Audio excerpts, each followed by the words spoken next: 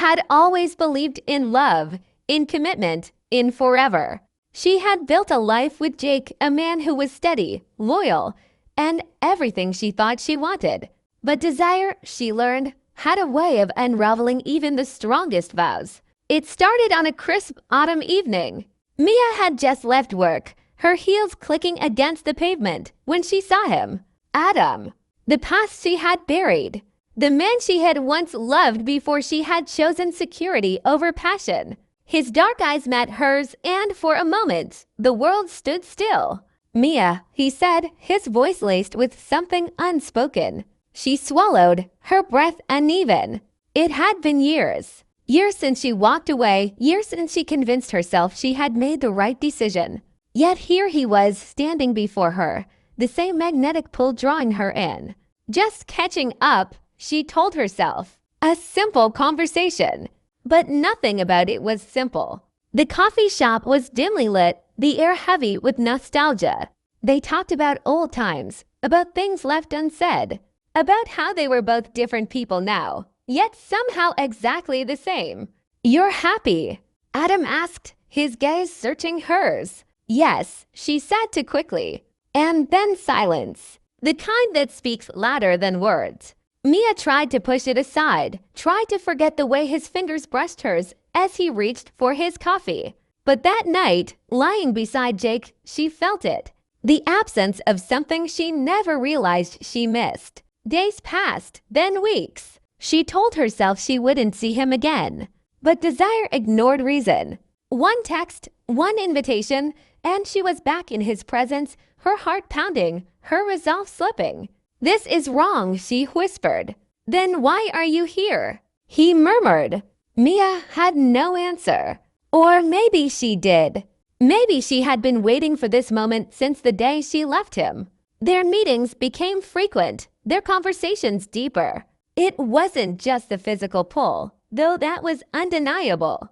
It was the way he saw her, the way he made her feel alive in a way she hadn't in years. But secrets don't stay hidden forever.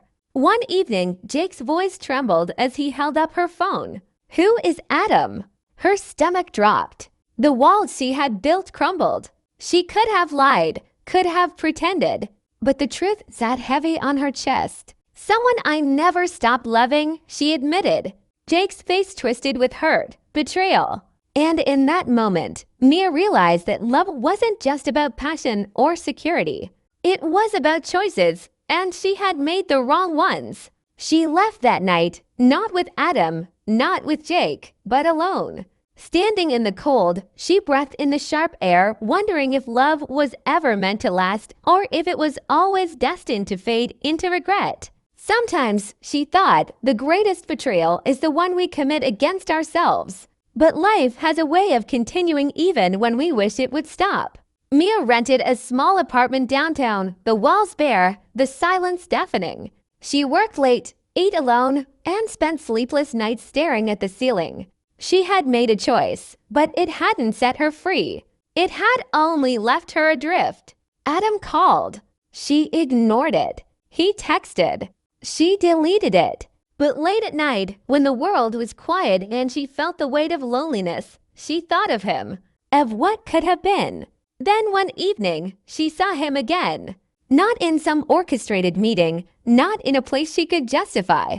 Just fate, or something like it, crossing their paths once more. He was standing outside a bookstore, flipping through pages of a novel, his brow furrowed in thought. He hadn't seen her yet, and she had the chance to turn away, to pretend she hadn't seen him. But something rooted her in place. "Adam," she finally said. He looked up, surprised, and then there it was again. The pull, the undeniable force that had drawn them together all those years ago. "Mia," he breathed. His eyes softened, and for the first time in weeks, she felt warmth. They walked, talked, and by the time they reached the old cafe where it had all started, she knew she couldn't keep running. He wasn't her past. He was something more. "I don't know what I'm doing," she admitted, her voice small. "You don't have to know," Adam said. "You just have to feel." And she did. For the first time in a long time, she allowed herself to feel. Jake's memory still haunted her, and guilt lingered in the corners of her mind. But she couldn't change what had happened.